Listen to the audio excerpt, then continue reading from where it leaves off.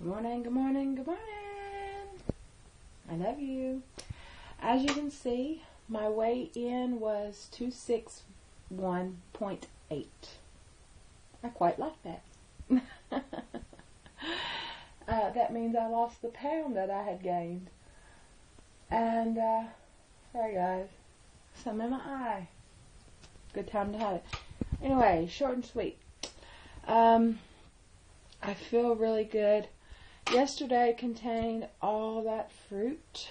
I won't be having all that fruit today unless I get up to Asda for a watermelon. You can only have so much fruit, guys. And remember, if you have that much fruit and all those veggies, you have to push the water. I am having a difficult time in getting my water in. Very, very difficult. So I have just found different ways of getting it in. Like this 44-ounce container, I filled up to about the 30 line. And then I added a half a cup of unsweetened pineapple juice and a half a cup of unsweetened cranberry juice and made like a little fruit cocktail drink. Just to sip on. I made that when I went to bed. I went to bed at 7:15 this morning. And I slept for 5 hours. So I got up at 1:15 in the day. I stayed awake all night long. As you know, I can't sleep. So at least I did get 5 hours of sleep, which was nice. It is the 25th of October, and it is now 3:22 p.m. I have not done any exercise so far. All that I've managed to do is take my sugar, which was 7.3, take my injection. We had company. I had my weigh-in. I got dressed. I have on a little pink skirt and a top. It says I love my hubby.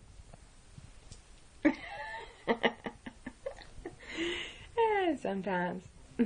Sometimes I want to hit me in the head. No, joke. We play. You know we play. If you watch my videos, we play.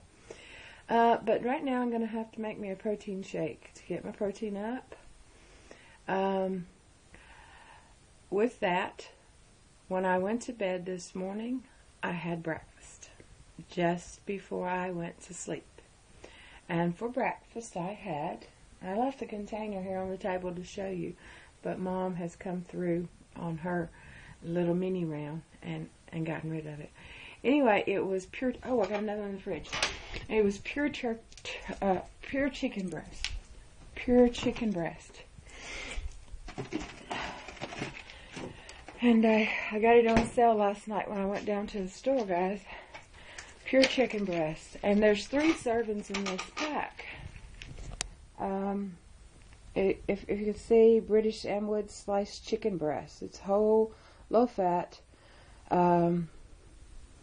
dextrose-free, sugar-free, 97% all roasted chicken breasts, right? It's cut into slices. This container actually contains 3 portions. And in one portion it has 0.8 fat, 0.6 sugars, and one portion is 70 calories. But one portion is also 15.1 grams of protein, 0.6 of a carbohydrate, and a trace of fiber.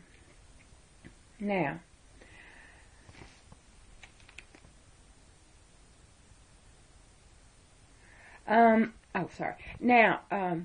have you eat the whole pack.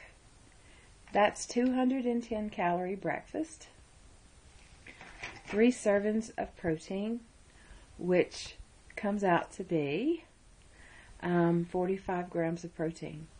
So I have had my 45 grams of protein for breakfast, and as I said, it's 3:30 now, and I'm not hungry. But to sustain hunger, I'm going to make my protein shake, and that will give me I'm going to do a different protein. It'll be 25 grams of protein in this, and I'm going to put flax meal in it for the fiber count. Some blueberries, a cup of blueberries, a cup of pomegranates, and a cup of blackberries. So it will be a high fiber, high protein drink, but that still won't get all my protein in for today. It will give me 3 fruits. And then later on tonight, I will think about having maybe some ham and turkey slices with celery. I'll think about it, but unless I can get a watermelon, then I will definitely be having watermelon. My legs are like jelly today because of all the walking and the exercising. I will not be walking today. Not 1 mile will I walk, but I will ride the bike, my home gym. With that said, I have intentions of a 1-hour gym session tonight as long as I get my car back. And the 1-hour gym session will be an hour on the elliptical, burning over 700 calories. Now, I think that is a good plan for me for today. Northern Southerner on my Challenger group said that we had to do a 15-minute weight training burn 3 times a week, right? He didn't say every day because your body needs to rest in between. So I did that yesterday, and golly Jesus, be Jesus, it hurt. Ooh-wee, I hurt. And the 5 miles I walked hurt me, and the bike never hurts me. I can ride that bike, and I can ride that bike, and I can burn those calories because that recumbent bike takes all the pressure off my back. When I walk, guys, you don't know how much pain I'm in. I'm in serious, serious pain from the back DDD and the different things I have in my back. Plus the fibromyalgia doesn't do anything any good either, but I try to put that out of my mind, and I have for years, ever since I was diagnosed with it, like 18 years ago. And I always try to just keep it out of my head at all, because I'm thinking, don't add another thing to the pot and stir it up, please. So, I'm going to push the water as much as I can. I might have to add some hot cocoa today. It is cold. It is cold. A bit milder than it was yesterday, and it's not raining as of yet. But I had a really nice day yesterday, getting in all that exercise, eating all the fruit, and just every time I got hungry, go to the fruit was a good idea. Now, I'm not saying I won't throw a little bit of fruit in, but I won't be eating as much fruit as I had yesterday because I had 4 full meals of only fruit, and each meal was 4 to 5 pieces of fruit. That's a lot of fruit, which is good for your body. But you got to push the water. You definitely got to push the water. And with me and it being cold, pushing the water is really hard. I was cold after my last workout last night, and I do this even though I had a 46-gram protein shake before the hour and 46-minute bike ride, burning 1,010 calories. During which time I had to stop and go give Mom her medicine for like 2 minutes, and I picked up a bottle of the power. Sorry guys, I got a sneeze like nobody's business. I picked up a Powerade and brought it up, and I guzzled that down. I then came after that. I tried to drink some water. I actually got down 44 ounces of water. To replenish my body from all the sweating that I had done. And I still got the chills. I had the chills so seriously bad. It was just ridiculous. So I had some Sacred Heart Diet soup in the freezer, and I thought, I don't want to fool with cooking anything. It's late. I'll just have that. So I took it out of the freezer, a 2-cup serving. microwaved it, nuked it, put it in my polka dotted 2-cup bowl, and had my Sacred Heart diet soup. Now, I am not on Sacred Heart. Trust me. Not doing Sacred Heart. I'm straight up Weight Watchers. Okay? I've just got 2 challenges going on this week. One in the Challengers group and one in the Weight Loss Season 3 challenge. And I'm combining both Challengers group and that one together to get in my workouts. Luckily, the walking bit is equal to both groups. And another thing, I would have been doing some weight training anyway. The kicking, the boxing, the crunches. Oh, by the way, that's what I did to get up. The stretches, I'm stretching. I do those on my bed. It's less of a havoc on my back. People, when you are in these challenges, people are challenging you to do these things. You got to think about you. You have to think about you. You have to think about your physical being, your health, your body, your ailments, your situation. You have to think about those. You have to think about the food you like, preparing in advance for the week, like planning, make a list, whatever you got to do. Speak into your phone, and when you get to the store, say, go to aisle 3 and get some sugar. Whatever. Go to aisle 10 and have a watermelon. Whatever. There's things that you can do to prepare yourself. Now, I have prepared myself for this week. The only thing that because it was a last-minute thing for fruit, for the Challengers in Season 3, as we have to eat as much fruit as possible this week.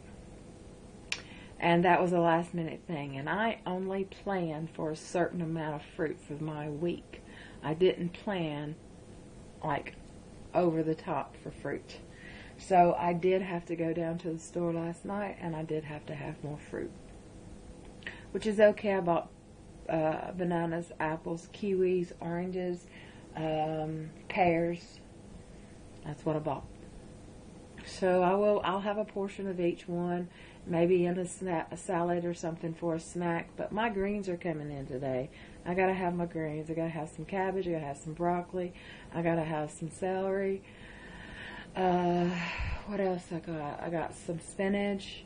I gotta make me a nice salad. I got me some sunflower seeds. I'm gonna have that. I got a few banana chips, which are really great, by the way, and high in fiber. I'm going to have a few of those. So I'm going to make me a little salad, put a teaspoon of extra virgin olive oil on it, mix it up, and that's what I'm going to have later on. Like I said, I've already had my chicken for breakfast. This is a great breakfast, people. You don't got to have ham and eggs. You don't got to have pancakes and syrup. You don't got to have biscuits and gravy. You don't got to have all that stuff. You just don't. Yeah, well, it would be nice, but you got to think about your health. I take a piece of chicken breast any day over sitting down at that table and stuffing my face with all that big fat breakfast, and then getting up, standing up, not even being able to stand up upright, and feeling miserable, because that is exactly, to the T, what you're going to feel. Y'all know the feeling. Y'all know it. Y'all know what I'm talking about. You know what I'm talking about. You know when you go to a restaurant and you sit down and you order. Let's take Chili's, for instance. We don't have a Chili's here. Let's take Cheddar's, for instance. We don't have a Cheddar's here. But back home in America, weakness, toots, weakness, throw some chicken wings at me and this girl's going to chow down. I be one chow down mama on some chicken wings. And Cheddar's, their onion rings, are to die for. Trust me. I mean it, really. Y'all know when you sit down at IHOP and you're going to get up feeling like you have just eat the bloody IHOP and you can't breathe. Then you got to walk around 19 stores, in and out of the car, and you're in misery. Y'all know what I'm talking about. I ain't talking silly. I ain't talking, sorry about that, guys. I got all wound up in my stuff. I ain't talking silly. I am speaking the truth. You know what I mean. It's just like going to a buffet. We got a Ryan's in Murfreesboro, Tennessee. Ryan's, R-Y-A-N-S. Hi, Ryan's. Big buffet. Big, beautiful buffet. My daddy used to want to take us there every week when we were older. Now, I loved it, but a big body girl would love it because there's every kind of food that you can imagine on this smorgasbord. And I do not frequent a smorgasbord any longer. It's like in the country down south where I come from. They pull up a big flatbed trailer and they throw a big jambalaya on it. You got your corn and you got your meats and you got everything under the sun spread out on this table on not table, but it's a big wagon with a tractor in front of it, and when it's done they pull it off and people eat and they eat and they eat and they eat and they eat. And it's the way of life. It is the way of life. In the South, when you go to eating like that, your enjoyment, that is, me and my mama had an 1.5-hour discussion about this yesterday. When you're with a partner or someone and that's all they want to do is go have a meal, something is wrong. Y'all can go play golf. Y'all can go to a movie. Y'all can go for a walk. You can rent some bikes and have a bike ride on the Greenway. There are a million things that you can do. Go to the beach, have a walk, play in the sand, do something constructive, do something that involves exercise, do something that helps you move. Yes, eating comes into play on any occasion, but there's a sensibility about it. You do not have to sit down and eat until you feel pain. Being a food addictive person and growing up in that lifestyle where you eat food around every emotion available, happiness, sadness, anger, anguish, depression, low self-esteem, hurt for another, anything like that can give you the feeling of stuff in your face. Now, where that stems from is my search. I have been on this search for 19 months and 25 days to find out why people are food addictive. And it's because we have addictive personalities, we have addictive mentalities, and we... Sorry about the chair, guys. Big booty girl. We really don't focus on ourselves. We focus on everything and everybody around us. We do not take a selfish stand. When we're young, we do what our moms and our dads want us to do.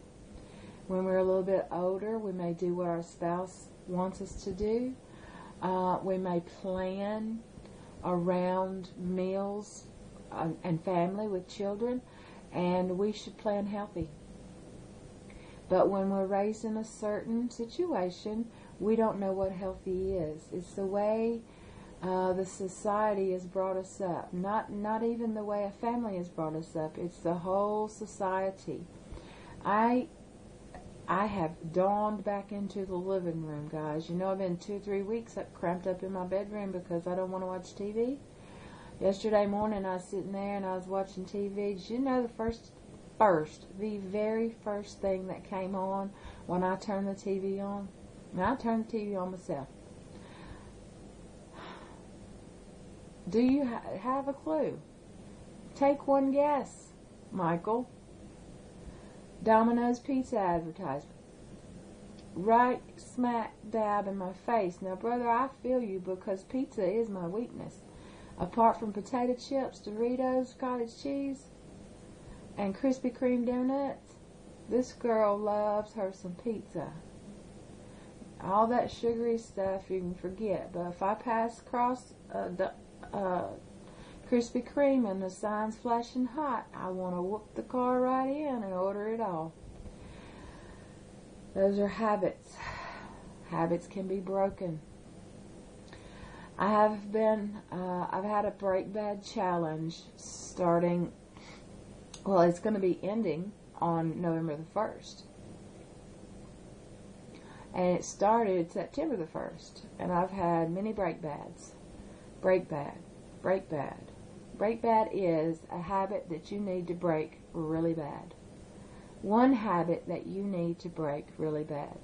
Now, I started out with one habit, which was emotional eating.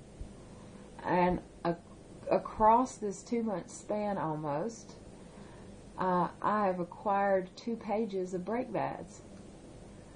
And it's ridiculous. The amount of things, when you sit down and you really think about them, the habits that you form, not even knowing, you need to think, and you need to break bad.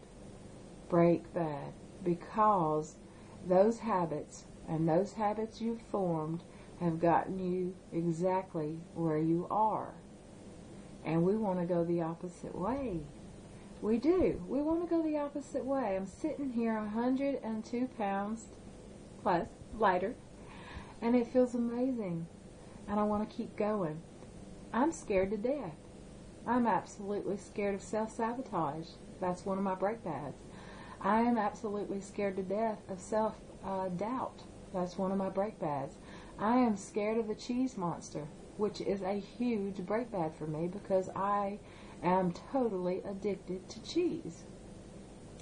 Not the skinny cheese, Laughing Cow cheese, not the good stuff, which I like anyway, but I'm talking about a pure, mature, strong, wonderful, amazing, mouth-watering, eat to your oblivious cheese.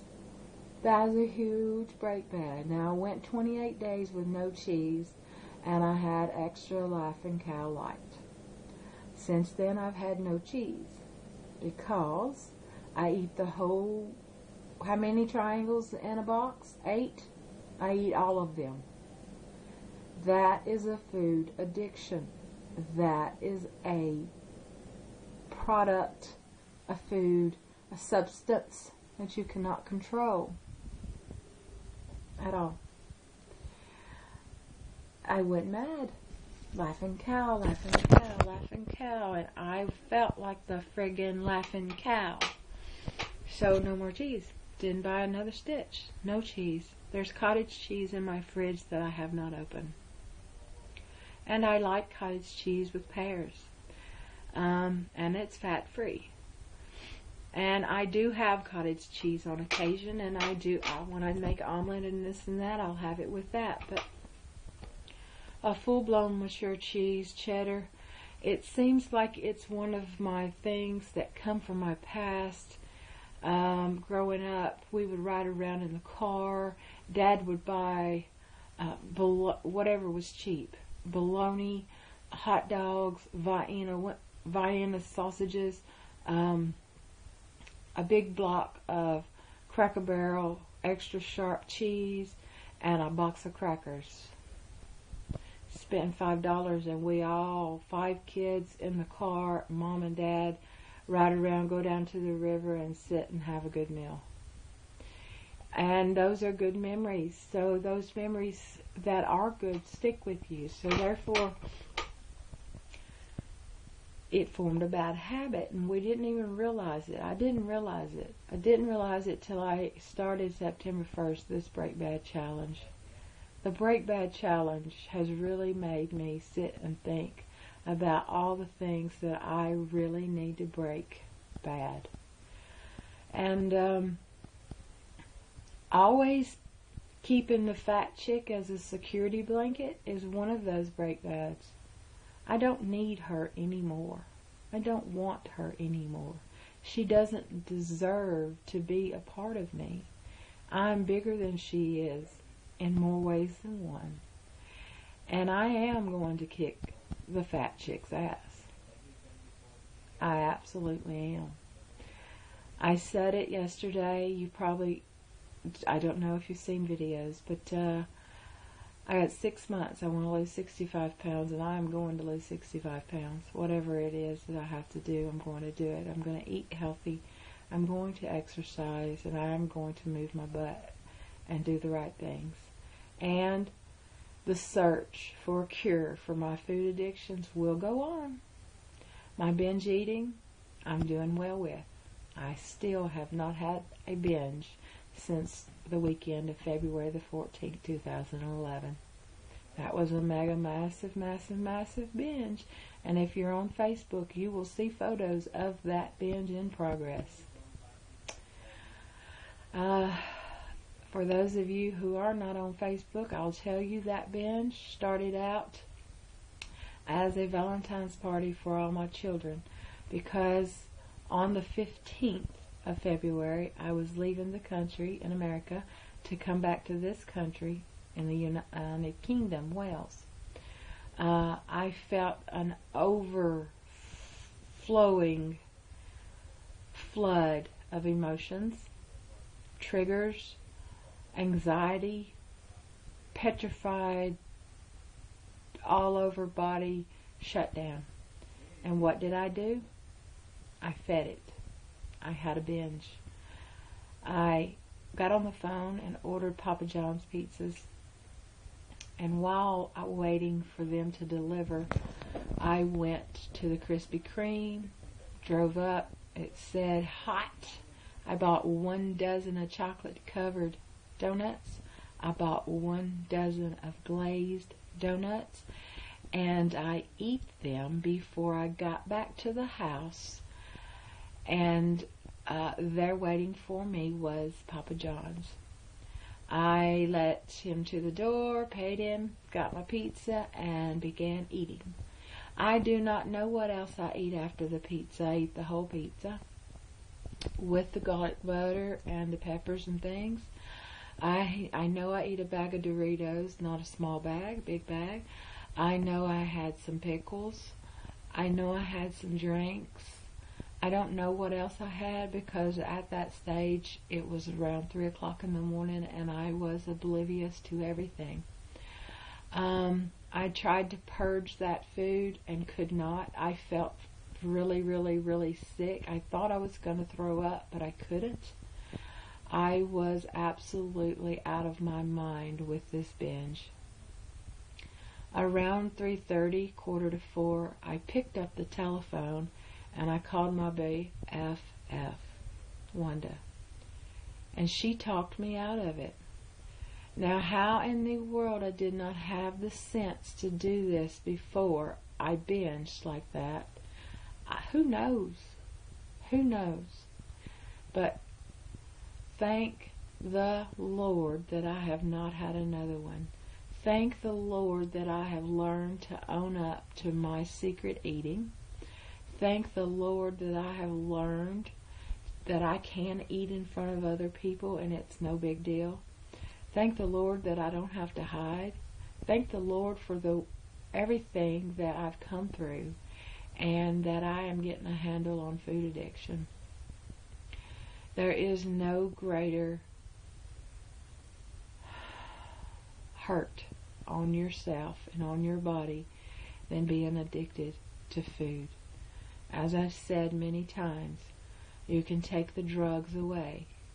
They can be gone. You can be put somewhere and they can be taken away. But you have to eat. And the thing with that is you have to learn you. You are what you have to learn. You have to learn your triggers. You have to learn your emotions. You have to learn to deal with them. You have to learn, I'm sad. I don't want to eat. Let's read a book. I'm sad. I don't want to eat. Let's go for a walk. I'm sad. I'm depressed. What can I do to make me happy? You have to learn how to treat yourself selfishly in a good way and not sabotage yourself. And like I said, I'm scared. I'm scared. But I will not let the fat ass chick win. I won't. Alright guys. Peace out. That's how we roll. I love you.